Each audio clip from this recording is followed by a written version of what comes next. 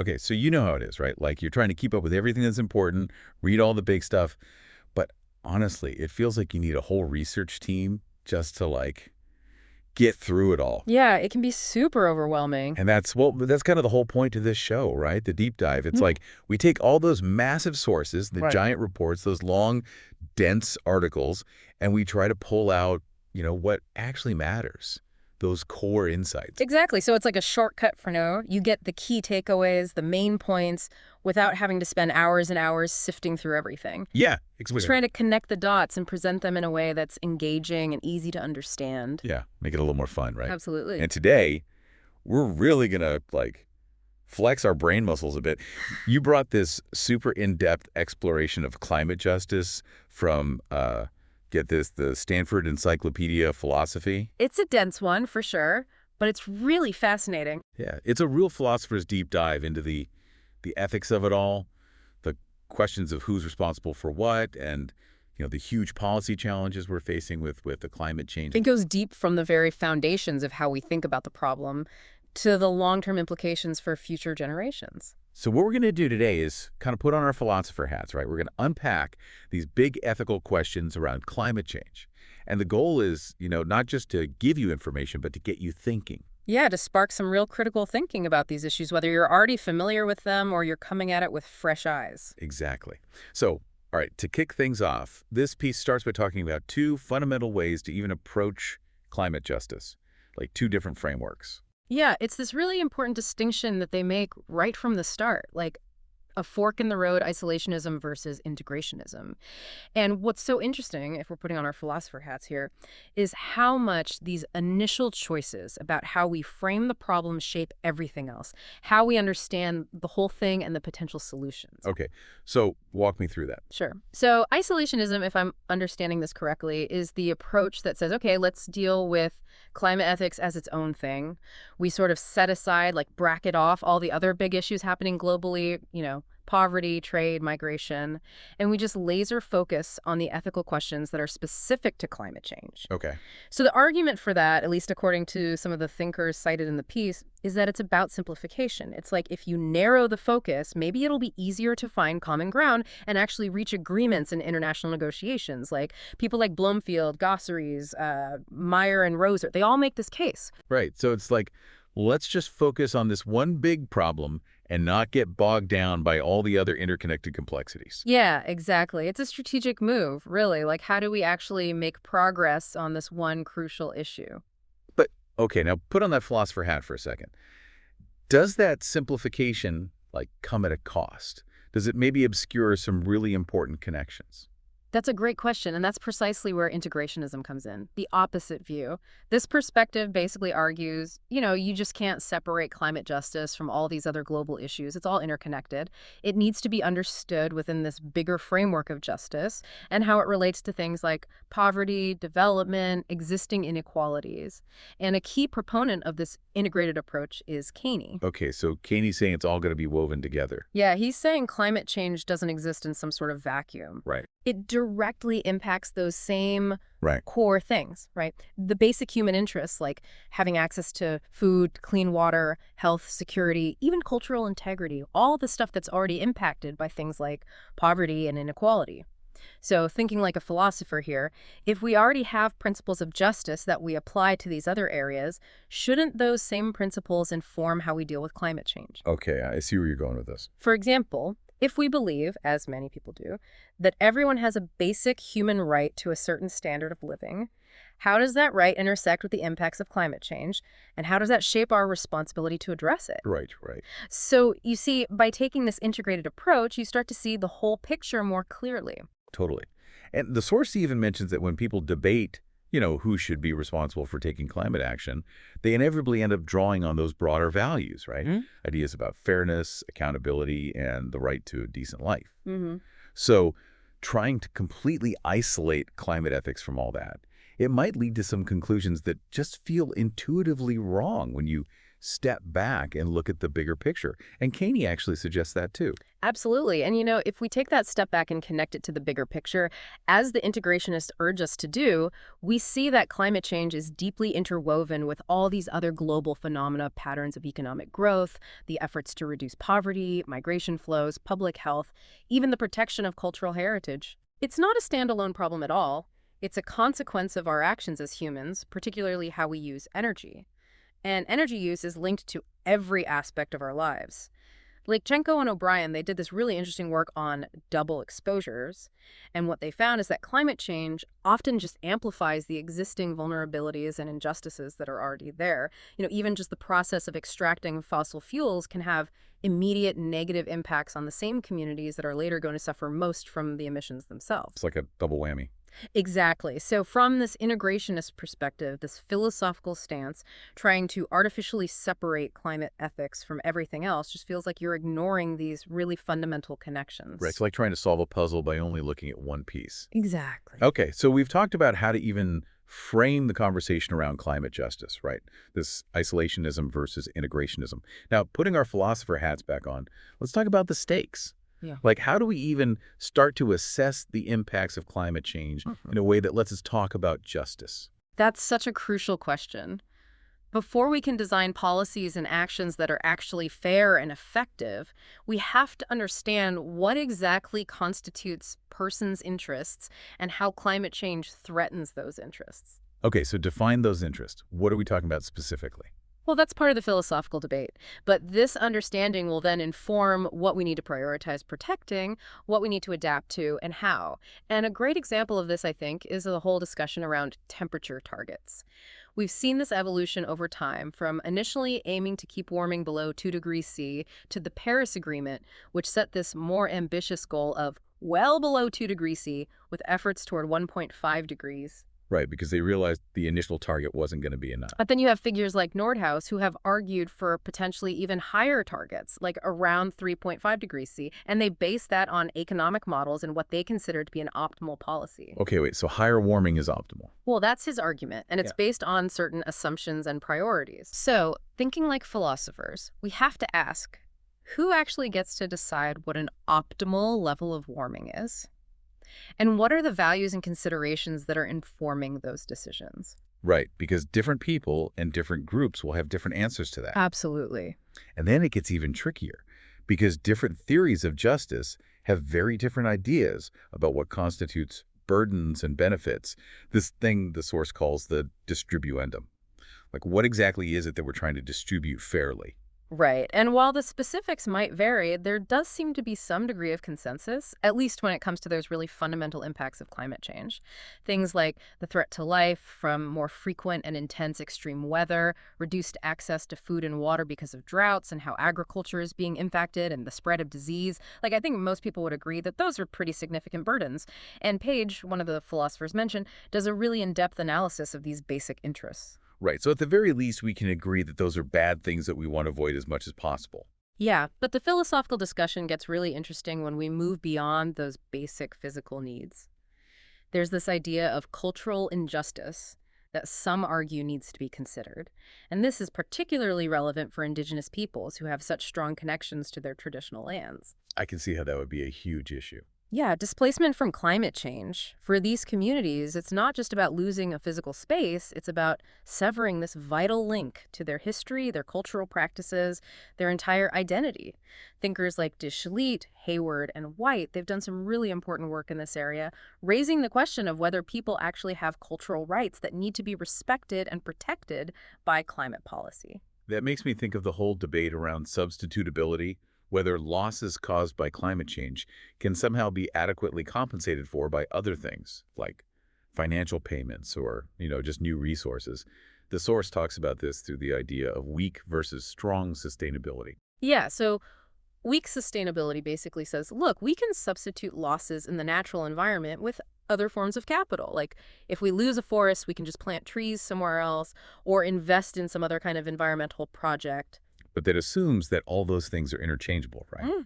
That a new forest can truly replace an old-growth forest that was sacred to a community for generations. Exactly. And that's where strong sustainability comes in. This idea that certain natural losses are just irreplaceable, that they have this intrinsic value that can't be offset by anything else. Which, if you think about it, really underscores how important it is to make sure that our understanding of what counts as a cost or a benefit, what those interests really are, that it aligns with the values of the communities who are most affected. Absolutely. We have to take those perspectives seriously. And Watin's work on Maori philosophy and the capability approach is a really good example of how different cultural worldviews value the environment in ways that might not be fully captured by traditional economic models that emphasize this idea of substitutability. Okay, so we've got all these different ways of thinking about interests and values and how they relate to climate change. The source also delves into a bunch of different philosophical frameworks for incorporating all of this into broader theories of justice, right? Like, how do we actually use these ideas to make ethical decisions? Yeah, it gets pretty theoretical here. Right. We see discussions of human rights, which Kaney champions as this sort of universal framework for grounding our obligations, although another thinker, Mellendorf, expresses some skepticism about whether human rights are too rigid to really capture the complexities of the climate crisis. Okay. And then there's Mellendorf's own anti-poverty principle, which zeroes in on the ethical imperative to prevent climate change from making existing poverty even worse. And of course, we have to talk about the social cost of carbon, that metric used by so many climate economists, which has gotten a lot of philosophical scrutiny from thinkers like Fleurbaix and his colleagues. It's fascinating to see how all these different philosophical lenses can be used to analyze the same set of problems. Okay, so even within this realm of climate justice, there are all these competing ideas and approaches. Exactly. And if we zoom out again and look at the bigger picture, it's vital to remember that the impacts of climate change don't just affect individuals. We also have to consider the moral standing of collective entities, like entire countries, particularly small island states that are facing existential threats from rising sea levels. Right. And some, like Cripps, argue that we should even extend our philosophical considerations to non-human animals, who are also obviously profoundly affected by climate change. So the scope of who or what we consider when we're thinking about the ethical impact of this, it's incredibly broad. Wow, it's mind-boggling. It is? Okay, let's shift gears a bit and look to the future. Specifically this whole concept of intergenerational justice. Right, because the greenhouse gases we're emitting today, especially CO2, and the research by Allen, Dubé, and Selecki, shows that this stuff can stay in the atmosphere for hundreds of thousands of years. Those emissions are going to have enormous consequences for people who haven't even been born yet. That's kind of terrifying to think about. It is. And this brings up some really deep ethical questions about what we owe those future generations when we're making decisions now about climate targets, about how we share the burden of action. It's a huge responsibility. It is. And as philosophers, one of the biggest challenges here is trying to articulate the very nature of our obligation to those future individuals. Like, what exactly do we owe them? It's hard enough to agree on what we owe each other now. Right. So several different principles of intergenerational justice have been proposed. One of the big ones is sufficientarianism, which basically says that our moral obligation is just to make sure that future generations have enough to live above a certain threshold of well-being. It's like a minimum standard. Meyer and Roser and Page, they've all written a lot about this idea. Okay, so make sure the future isn't totally screwed. But beyond that, we're not necessarily obligated to make things amazing for them. That's kind of the gist of it. But the source points out that one of the tricky things with sufficientarianism is figuring out where exactly to set that threshold. And there's also this argument that just ensuring a minimum standard might not be enough ethically. Like, what if we could leave future generations much better off than that with relatively little extra cost to ourselves? Wouldn't we then have this moral duty to do so rather than just hitting that bare minimum? So it's like, if we can do more, shouldn't we? Right. And that's where some of the more demanding ethical frameworks come into play, like this concept of growth sustainability that Lavador, Romer, and Silvestre have talked about. Their idea is that we should try to maximize current welfare, but also make sure that future welfare continues to grow at a certain rate. Okay, so not just maintain a minimum, Yeah. but actually make things progressively better over time. Exactly. But the source raises a really interesting philosophical question here. Can a mere preference for the well-being of future generations really justify a strong, enforceable moral duty? Like, it pushes us to think about the very foundations of our ethical obligations. It's subtle, but it's a big point. It is. Like, just because I might want my grandkids to have a good life it doesn't automatically translate into a strict moral obligation to make them wealthier than I am, right? Right. But the force does kind of hint that maybe if we can significantly improve the lives of future generations without really sacrificing anything ourselves, then a stronger moral duty might kick in. It gets into some complex philosophical territory there. I can imagine. And as if this whole intergenerational justice thing wasn't complicated enough already, the source also talks about what they call the horizontal dimension. Right, so this isn't just about comparing the overall well-being of future generations to our own, but also about how well-being is distributed within those future generations. Because the reality is, as Caney and Fleurbet point out, climate change is likely to make existing inequalities even worse. We're already seeing evidence of that. Right. The people who are already the most vulnerable are going to get hit the hardest. Exactly. And as Ho Goldberg, Jacob, and Taylor have shown, those inequalities are going to continue to grow over time. So our actions today could actually create or exacerbate those disparities in the future, which adds this whole other layer of ethical complexity to our decisions. Like, we're not just making choices for the future in general, we're shaping the kind of future society that will emerge. Exactly. And all of this ties into this concept of intertemporal discounting that's used a lot in economic analyses of climate change, which I've always found kind of tricky. Can you explain that, like what it means and what the philosophical implications are? Yeah, sure. Discounting is basically a way of saying that we give a less weight or value to things that happen further in the future compared to things that happen right now. Like, the further out it is, the less it matters. In a way, yeah. And there are two main types of discounting that are relevant here. First, there's time discounting, which basically suggests that the well-being of future individuals is inherently less morally significant just because it occurs later in time. Okay, I'm already feeling ethically uncomfortable with this. Right. Philosophers like Caney, Parfit, and Rawls have offered some pretty strong critiques of this idea. They argue that it's just morally arbitrary to discriminate against someone based solely on when they happen to live. It's like you can't help when you're born, so why should that determine how much your well-being matters? Exactly. But it's worth noting that some philosophical perspectives, particularly certain communitarian views like those put forward by de Shalit, do offer some defenses of prioritizing the well-being of those who are temporally closer to us. So as philosophers, we have to grapple with this question. Does the timing of an impact, does that actually diminish its moral weight? Right. Like, does my well-being today automatically count for more than my great-great-grandchild's well-being just because it's happening sooner? From many philosophical perspectives, it seems like a pretty questionable ethical stance. Yeah, it's definitely a point of contention. Then there's this other type of discounting called growth discounting, which economists like Nordhaus have talked about a lot. The basic idea here, and Stern is another big name in this area, is that if we assume that future generations are going to be wealthier than we are, then an extra dollar or whatever unit of consumption you're using is going to be worth less to them than it is to us now. So we can essentially discount their future consumption when we're making decisions in the present.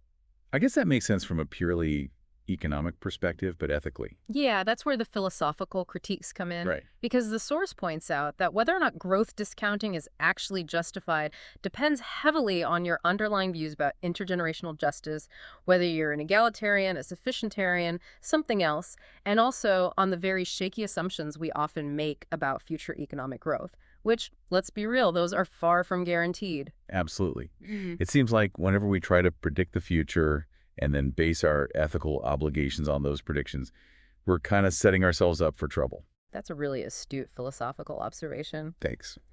And speaking of the future and all the uncertainties it holds, the source also brings up some really fundamental objections to the whole idea of duties to future generations. Like, is it even coherent to say we have obligations to people who don't exist yet? And the most famous of these objections is probably Parfit's non-identity problem. Yeah, that's the one that always makes my head spin a little. Right. It's a philosophical brain twister. As I understand it, the basic argument goes something like this. Our actions today will actually determine who ends up being born in the future. Like, if we make different choices, a totally different set of people will come into existence. So in a sense, we're not actually making any specific future person worse off than they would have been otherwise, because they wouldn't even exist if we'd acted differently. Broom gets into this quite a bit too. Okay, so I kind of get it, but it's still really weird to think about. Like, does that mean we have no responsibility to the future at all? Well, that's the question, right? It's a deeply challenging philosophical problem, and it seems like it could undermine this whole idea of obligations to future generations based on harm. But the source highlights that many philosophers aren't actually convinced that this problem lets us off the hook. Okay. The real disagreement is about whether our understanding of justice should be solely person-affecting, as Broom's argument seems to imply. Like, do we only have moral obligations to specific, identifiable individuals? Many would say no, often drawing on those sufficientarian principles you were talking about earlier.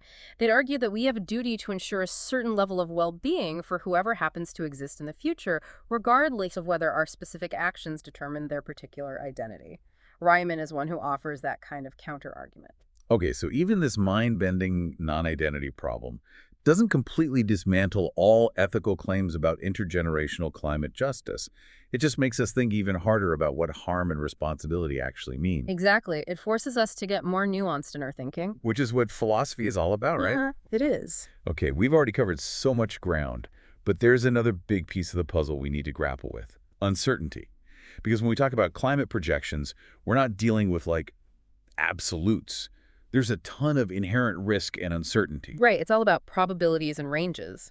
In Rogelj, Schindel, and Jiang, they highlight how this plays out with the IPCC's various greenhouse gas budgets for achieving that 1.5 degree C warming target. They've got different budgets based on how risk-averse we want to be. So, like, if we're willing to accept a higher chance of exceeding that target, we can emit a bit more, but if we want to play it really safe, we need to cut emissions even faster. Exactly. And this variation in the permissible emissions budget can be quite dramatic. So this raises the philosophical question. How should policymakers, how should individuals make decisions when faced with this kind of profound uncertainty? It's a tough one. It is. And the source outlines two main philosophical approaches to this problem. Lay them on me. All right, so the first one is your classic cost-benefit analysis. We try to calculate the expected value of different policy options by looking at the probability of each outcome and its associated costs and benefits. And then we pick the option with the highest expected value. It seems pretty straightforward, and people like Broom and Fleurbe have discussed this approach in depth. Sounds rational. It does, but the philosophical concern here, and thinkers like Gardner have pointed this out, is that it's really hard to assign accurate probabilities to those long-term, complex climate impacts, especially because our understanding of the whole climate system is still evolving. Yeah, it's not like we have this crystal ball that tells us exactly what's going to happen decades or centuries from now. Precisely. It's like you're trying to make this huge bet with really high stakes, but you don't actually know the rules of the game or what the real odds of winning are. So that calculated expected value, it might not actually be very meaningful in reality. Right, it's just a model, not the real world. Exactly. And so this brings us to the second big philosophical approach, the precautionary principle. Manson breaks this down really well, and he identifies three key components. Go for it. Okay, so the first one is the damage condition. Like, what exactly are the harms that we're worried about? Okay. Then there's the knowledge condition. How much do we actually need to know about the likelihood and the magnitude of those harms before we decide to act? Okay, interesting. And then the remedy condition. What specific actions should we take? So it's a framework for making decisions in the face of uncertainty, basically. Exactly.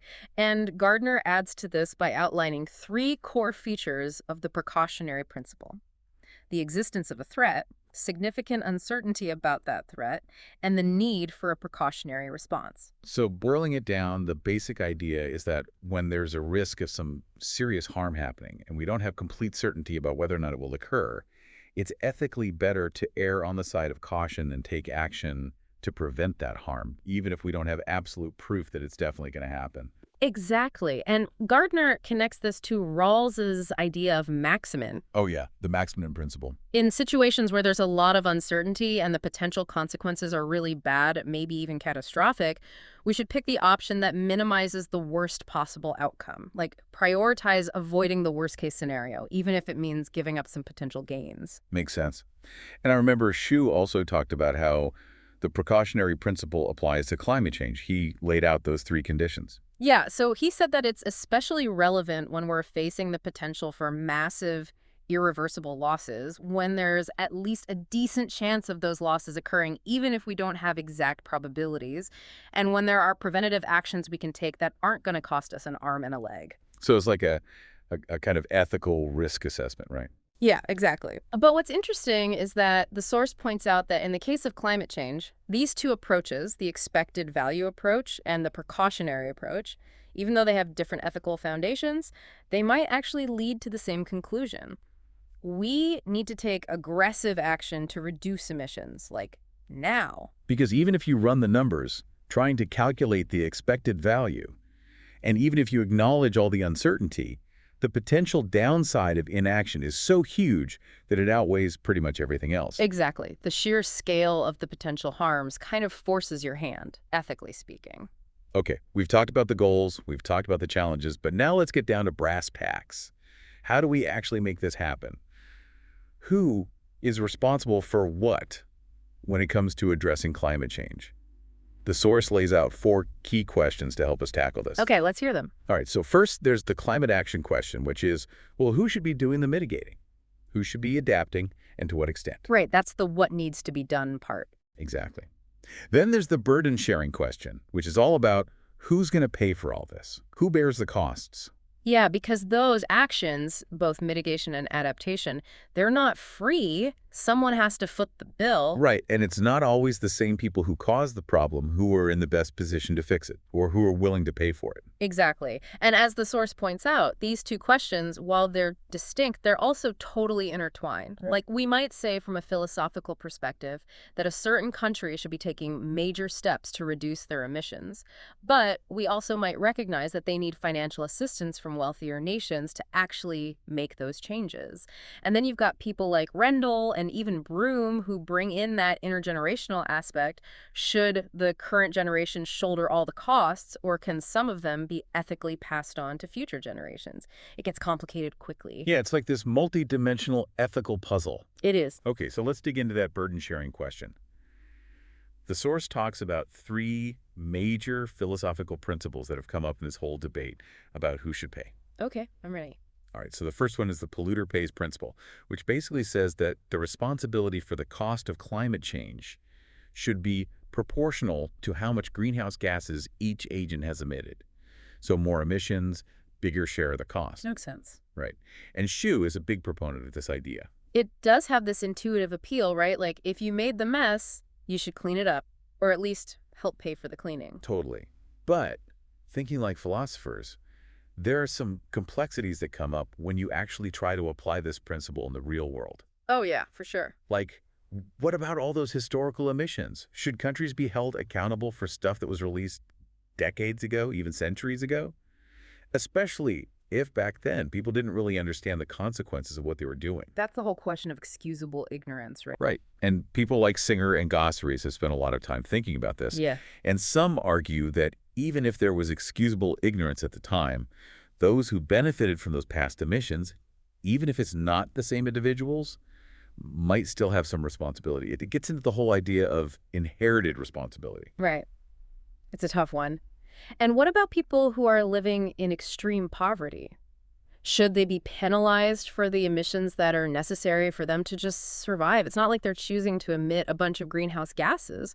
They're just trying to meet their basic needs. This is where that integrationist perspective really comes into play, right? Totally. You can't talk about responsibility for pollution without considering basic human rights and the need for a decent standard of living. It's all connected. Exactly. Okay, the second principle is the beneficiary pays principle.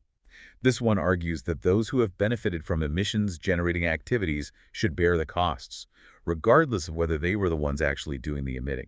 Page has written about this. Okay, interesting. So that could potentially help address the issue of historical emissions, right? Exactly. Like in cases where the original polluters aren't even around anymore, but people in those countries are still reaping the economic benefits of what those emissions enabled. It's like inheriting a fortune that was built on some shady business practices. Right. But then, of course, this principle raises its own set of philosophical questions, like what specific emissions are we even talking about? Is it all emissions throughout history? And is simply having benefited from past emissions really enough to create a strong moral obligation to pay, especially if those currently benefiting are themselves still living in poverty? Again, it brings us back to that connection between climate justice and broader questions of global economic justice. Okay, on to principle number 3. The ability to pay principle. This one's pretty straightforward.